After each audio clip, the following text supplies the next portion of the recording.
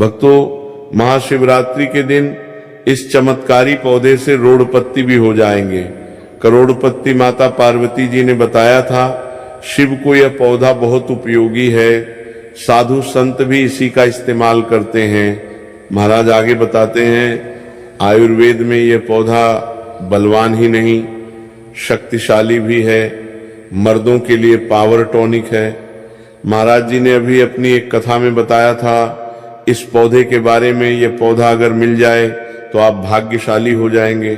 ये पौधा किसी जड़ी बूटी से कम नहीं है, महाबूटी से कम नहीं है। भक्तों, हमारे वीडियो में देख सकते हैं, ये पौधा दिखने में बहुत ही साधारण है, आप इसे देख सकते हैं, लेकिन इसके गुण असाधारण है।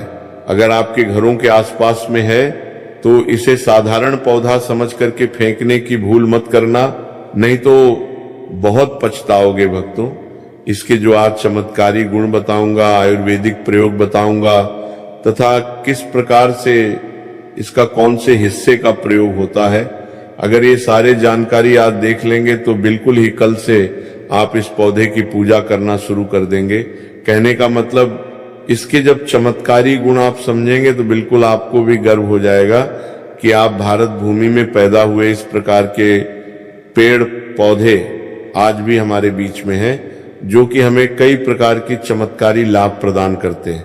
देखिए, इस पौधे को कई जगह लटजीरा के नाम से जानते हैं, कई जगह से चिड़चिड़ा के नाम से जानते हैं, कई जगह इसे औंगा के नाम से जानते हैं। हो सकता है आप दूसरे राज्य में हो या फिर कहीं से हमारे वीडियो को देख रहे हो या फिर दूसरे देश से देख रहे हो, तो इसे अलग अलग प्रांतों में, अलग अलग जगहों में, अलग अलग हिस्सों में इसे अलग अलग नाम से जाना जाता है। लेकिन वीडियो को देख के आप इसे समझ सकते हैं। खासकर ये जो पौधा है, इसे लटजीरा के नाम से लोग जानते हैं, और इसे अपामार्ग क्यों बोला जाता है, क्योंकि उल्टा चलता है। इसके जो बीज हैं बिल्कुल ही उल्टे होते हैं। आप अन्य पौधे के बीज देखेंगे, फूल के बीज देखेंगे तो ऊपर की तरफ होते हैं, लेकिन ये निचले की तरफ होता है, ये उल्टा होता है, इसलिए इसे अपामार्ग बोला जाता है। ये अपामार्ग विद्या में बहुत इसका प्रयोग होता है। कभी इसके बारे में मैं जानकारी बताऊंगा तो क्यों ये हमारे लिए कीमती है, क्यों ये असाधारण है, आइए जानते हैं। सर्वप्रथम तो सभी दर्शकों को कहना चाहूंगा कमेंट बॉक्स में, अगर भारत भूमि से है तो जय हिंद बिल्कुल ही लिखना, जय हिंद, जय आयुर्वेद जरूर लिखना। इसके मैं जो आयुर्वेदिक बताऊंगा, शायद ये प्रयोग जानने के बाद कल से आप इनका प्रयोग करना शुरू कर देंगे। साथ ही साथ इस समय आप लोगों को वनस्पति प्रयोग के साथ इसका जबरदस्त चमत्कारी एवं तांत्रिक प्रयोग भी बताऊंगा।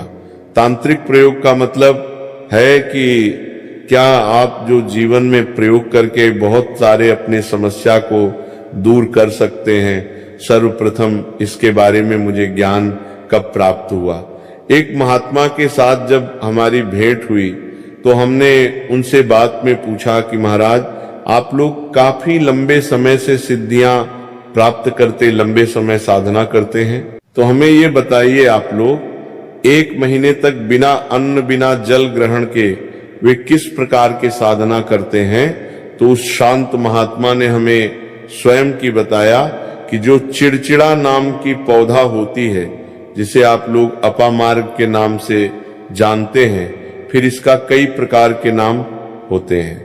तो उसने हमें बताया कि हम इनके बीज का ध्यान से सुनना। आज भी जंगल में महात्मा जितने भी लोग हैं, संत महात्मा जंगल में रहने वाले जो कि साधना करते हैं, वह लोग इसके बीज का खीर बनाते हैं। तो उसने हमें बताया कि इनके बीज का खिचड़ी बनाया जाता है और इसका 2 चम्मच खिचड़ी खाना होता है। अगर आप इनके बीज का खिचड़ी बना करके 2 चम्मच खा लेते हैं तो आपको 1 महीने तक भूख और प्यास नहीं लगती।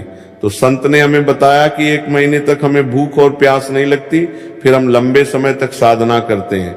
हमारे धर्म शास्त्र में भी यह भी कहा जाता है कि जो ये अपामार्ग के पौधे हैं, इसके जड़ में मां गंगा का वास होता है। जी हां, बिल्कुल ही मां गंगा का वास होता है।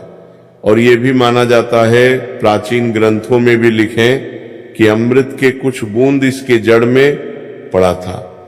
इसलिए आज भी लोग, जो धार्मिक लोग रहते हैं, हमें कमेंट में जरूर बताना आपके यहाँ कोई लोग इनके दातून करते हैं कि नहीं।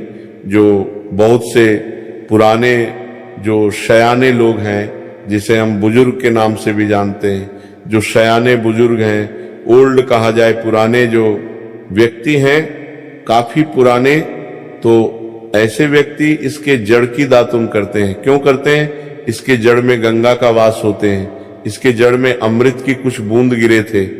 आइए सर्वप्रथम जानते इसके आयुर्वेदिक गुण, फिर जानेंगे इसका चमत्कारिक आयुर्वेदिक प्रयोग। सर्वप्रथम बताना चाहूंगा, अगर इसके जड़ का दातून किया जाए, जिसे लंबे समय से दांतों में पेरियां हैं, दांतों में दर्द बना रहता है, किसी कारणवश डॉक्टर इलाज नहीं करा पा रहा है, फिर डॉक्टरी दवा खाने के बाद भी दांतों में दर्द बना हुआ, ठीक नहीं हो रहा, तो केवल इसके दातून करने मात्र से दांतों में जितने भी कीड़े हैं, बैक्टीरिया है, जिसके कारण आपके दांतों में दर्द बना रहता है, केवल 15 दिनों तक आपको रेगुलर दंतून करना है, आपको जल्द ही उसका रिजल्ट मिल जाएगा। दूसरी बात, ये दांतों के पीलापन को जड़ से समाप्त करता है। जिनके दांतों में पीलापन है, भद्दे दिखते हैं लोग, जिनका मजाक उड़ाते हैं लोग, जिनके खुद के घर परिवार के लोग बेइज्जती कर देते हैं, बेइज्जती का लोगों को सामना करना पड़े, जिनके दांत काफी पीले हैं, गंदे हैं, ऐसे व्यक्ति को भी इनके दातून जरूर करना चाहिए। इनके दातून करने के बाद हमारे दांत में चमक आती है, हमारे दांत व्हाइट बन जाती है, एकदम क्लीन हो जाती है। ये 2 प्रयोग हुआ। अब जानते हैं इसका जबरदस्त चमत्कारिक प्रयोग। किस प्रकार से यह प्रयोग हमने कई लोगों को खुद करा चुके हैं, इसीलिए हम प्रमाणित प्रयोग बता रहे हैं।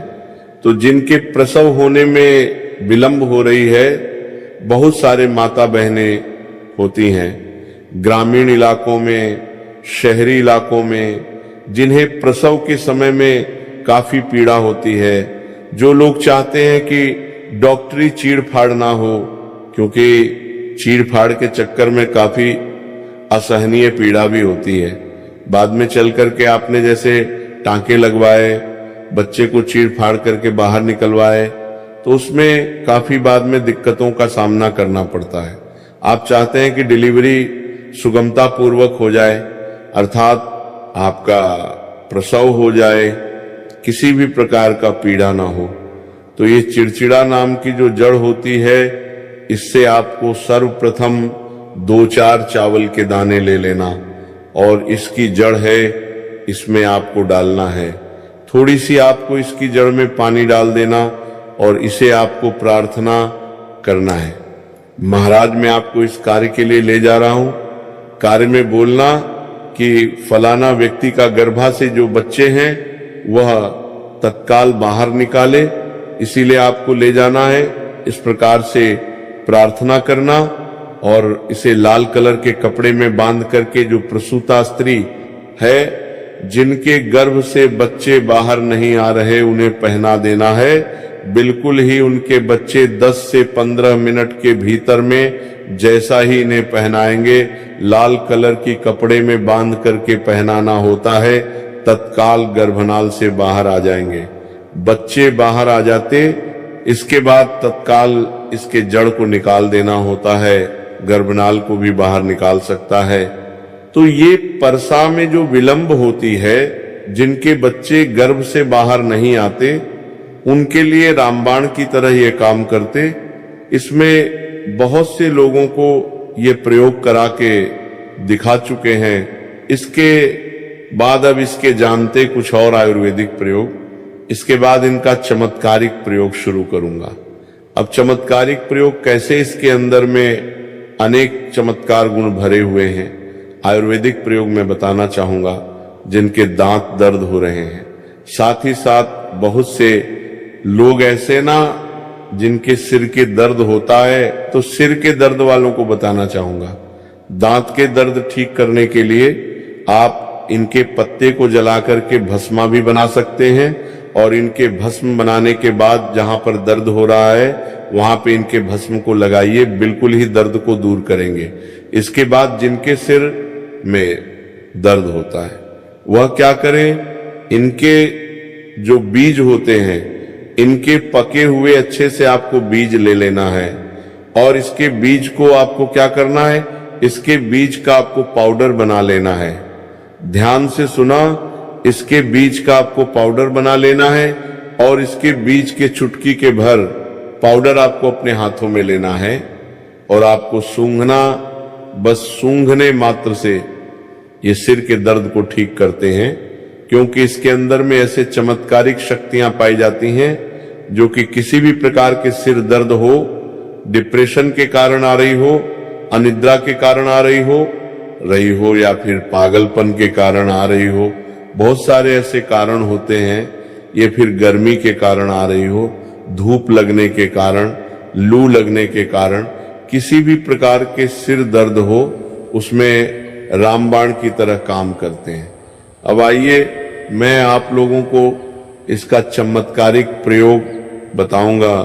पहला प्रयोग है, जो लोग चाहते हैं कि उनके कार्यभार में उन्हें तरक्की मिले, जैसे कि जो लोग व्यापारी वर्ग से जुड़े हुए हैं, वह लोग चाहते हैं कि उनका धंधा पानी अच्छे से चले, जिनके दुकान अच्छे से चले, तो ऐसे व्यक्ति क्या कर सकते हैं, इसके जड़ को रवि पुष्य नक्षत्र में लाना होता है, गुरु पुष्य नक्षत्र में लाना होता है, या फिर कोई भी शुभ दिन हो, जैसे दीपावली है, होली है, या फिर बहुत सारे शुभ दिन आते हैं। कृतिका नक्षत्र में भी आप इसके जड़ को ला सकते हैं, इसके जड़ को लाना होता है, और इसे लाल कलर की कपड़े में बांध करके आप अपने व्यापारी स्थान में बांधिए। देखना जहां पर 5 ग्राहक आ रहे हैं, इसके कृपा से वहां पे फिर 5 ग्राहक की जगह पर 50 ग्राहकों के भीड़ लग जाएंगे। कहने का मतलब है ये दुकान में ग्राहकों की भीड़ को भी बढ़ाएंगे, आपके आमदनी बढ़ाने का काम करता है। इसके बाद इसका दूसरा प्रयोग सुनिए। जो लोग जैसे बेरोजगार हैं, रोजगार प्राप्त करना चाहते हैं, ऐसे व्यक्ति इसके जड़ को ध्यान से सुनिएगा। ऐसे व्यक्ति इसके जड़ को एक दिन पहले आपको निमंत्रण देकर के आ जाना है। कौन सी दिन में, ध्यान से सुनिए, शनिवार के दिन, रविवार के दिन, सूर्योदय से पहले खंडन करके लाना है। इसके बाद सोमवार को आपको पूजा करना है, और मंगलवार के दिन पूजा करने के बाद बुधवार के दिन इसके जड़ को आपको धारण करना है, तो आपको बिल्कुल ही मनोवांछित नौकरी की प्राप्ति होगा। एक नागा बाबा ने इसके बारे में हमें बताया था, और इसका प्रभाव काफी अचूक है, कभी विफल नहीं जाता। ये हुआ 2 प्रयोग। अब इसका तीसरा प्रयोग सुनिएगा। तीसरा प्रयोग क्या है कि आप में से अधिकतर बहुत से लोग हैं जिसे नजर दोष लग जाते हैं, भूत प्रेत बाधा से ग्रसित रहते हैं, परेशान हो जाते हैं। तो ऐसे व्यक्ति क्या करें, इसके जड़ को चांदी की ताबीज में डाल करके शनिवार के दिन धारण करें। चांदी की ताबीज में डाल करके शनिवार के दिन निश्चय धारण करें। तो कैसा भी आपको नजर दोष लगते हो, किसी भी प्रकार के कई लोकतंत्र क्रिया कर देते, ये बिल्कुल आपको नहीं लगेगा, आप हमेशा सुरक्षित रहेंगे। वैसे तो भक्तों इसके अनेक चमत्कारी गुण हैं, और इसके कुछ चमत्कारी गुण जैसे कि बहुत से लोग, वैसे तो मैं बताना नहीं चाह रहा था, लेकिन चले अंतिम प्रयोग के रूप में बता रहा हूं, ध्यान से सुनिएगा। तो आप में से बहुत सारे ऐसे लोग हैं जो कि चाहते हैं कि सामने वाले आपको देख करके आपके वशीभूत हो जाए, या फिर आप ही की तरह कार्य करें, आप जो बोले आप ही अनुरूपी कार्य करें। तो एक काम करना, इसके जड़ और सफेद दूर्वा घास, ये दोनों को पीस करके आपको चंदन तैयार करके एक गाढ़ा लेप तैयार कर ले। इसके बाद आपको इसका तिलक लगाना है। इसका तिलक लगाकर कि अगर आप सभा में जाते हैं तो पूरा सभा आपको देख करके मोहित हो जाएंगे। जितने भी पूरे सभा में बैठे लोग हैं वो आपके अनुरूप कार्य करेंगे। अगर आप किसी मनवांछित, जैसे आप लड़की को प्राप्त करना चाहते, महिला को प्राप्त करना चाहते, अपने वशीभूत बनाना चाहते, उसके सामने तिलक लगा करके जाते हैं तो वह सामने वाले आपके वशीभूत हो जाते हैं। इसमें संदेह नहीं है, क्योंकि हमारे प्राचीन ग्रंथों में इसके बारे में विस्तार पूर्वक जानकारी मिलते हैं, लेकिन मैं आप लोगों को इसका सीधा विधि नहीं बताऊंगा। इसके सीधा विधि के बिना यह अधूरा है, क्योंकि आप में से बहुत सारे लोग इनका दुरुपयोग भी कर सकते हैं। इसकी जड़ आप अपने घर में ला करके रखते हैं, देव प्रतिमक की तरह इनकी पूजा करते हैं। लाल कलर की कपड़े में बांध के तिजोरी में आप खुद देखना, आपके शत्रु स्वतः पराजित हो जाएंगे। आपके घर में धन दौलत की बढ़ोतरी होगी। कभी भी आपको जीवन में धन का भाव नहीं होगा, रोजगार की प्राप्ति होगा और इनके कृपा से आप हमेशा सुरक्षित रहेंगे, क्योंकि यह पौधा देवी देवताओं की श्रेणी में आता है। ये पौधा कोई साधारण पौधा नहीं है, चमत्कारी शक्तियां से भरे हुए पौधे हैं। अब बात करते हैं महाशिवरात्रि के अवसर पर आपको क्या गलती नहीं करना चाहिए जिससे भगवान भोलेनाथ क्रोधित ना हो। भक्तों, चाहे कुछ भी हो जाए, महाशिवरात्रि के दिन मांस मदिरा का सेवन गलती से भी मत करना, नहीं तो आपके साथ कुछ भी हो सकता है। महाशिवरात्रि के दिन देर तक कभी ना सोए, इससे आपका भाग्य बिगाड़ सकता है। भगवान भोलेनाथ रूठ सकते हैं। महाशिवरात्रि के दिन दाल चावल या गेहूं से बने पकवान नहीं खाना चाहिए। दिन आप सिर्फ फल, दूध, चाय और कॉफी ले सकते हैं। भक्तों, अगर आप भगवान भोलेनाथ जी को प्रसन्न करना चाहते हैं तो इस दिन काले कपड़े भूलकर भी मत पहनना। इस दिन जितना ज्यादा हो सके भगवा रंग, ये लाल रंग का ही कपड़ा पहने, बहुत ही शुभ और मंगलकारी माना जाएगा। इस दिन गलती से भी पति पत्नी शारीरिक संबंध भूलकर भी ना बनाए, अन्यथा भगवान भोलेनाथ के क्रोध का सामना आपको करना पड़ेगा। इस दिन जितना ज्यादा हो सके तान पूर्ण करें। भगवान भोलेनाथ को अगर खुश करना है तो ये बातें गांठ बांध ले। भक्तों, यह पाप कभी मत करना।